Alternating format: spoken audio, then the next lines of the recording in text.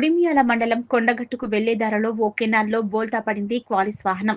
క్వాలిస్లో ప్రయాణిస్తున్న 14 మందికి తీవ్ర గాయాలయ్యాయి. హైదరాబాద్కు చెందిన ఓ కుటుంబం వేములవాడలో దర్శనం చేసుకుని కొండగట్టు వెళ్తుండగా ఈ ఘటన చోటు చేసుకుంది. జేఎన్టీయూ సమీపంలో క్వాలిస్కు బ్రేకులు ఫెయిల్ కావడంతో కెనాల్లో బోల్తా పడింది. గాయాలైన వారిలో 3 చిన్నారులు, 5 మహిళలు ఉన్నారు.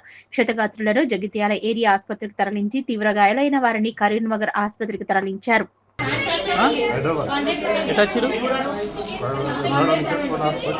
ఏం బండి ఏమైంది? బ్రేక్ ఫెయిల్ అయింది. ఆ రోడ్డు సడన్ బ్రేక్ కాలువలకు అక్కడ కాలు వచ్చినప్పుడు కూడా చెట్లు ఉన్నాయి. ఆ చెట్ల వల్ల కనిపించలేదు. లేదంటే దాన్ని వేరే రూట్లో కన్నా గుర్తిస్తుంది. ఎంతమంది ఉండే బండిలో? 14 మంది.